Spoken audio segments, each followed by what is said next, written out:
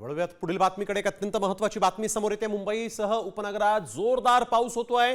कांदिवली आणि बोरिवली परिसराला तर मुसळधार पावसानं चांगलंच झोडपून काढलेलं आहे। अनेक सखल भागांमध्ये पाणी साचल्याचं देखील कळतंय। या पावसामुळे वातावरणात गारवा जरूर आहे, परंतु आता घरी जाणाऱ्या चाकरमान्यांचे हाल होत आहेत।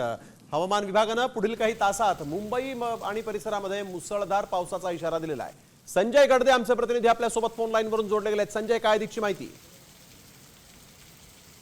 मुंबईतील पाऊस जो गायब झाला होता, मात्र भारतीय हवामान खात्याने जो अंदाज वर्तवला होता त्या अंदाजानुसार 18 ते 20 तारखेपर्यंत मुंबई आणि इतर जिल्ह्यांमध्ये जोरदार पाऊस कोसळण्याचा अंदाज वर्तवला होता।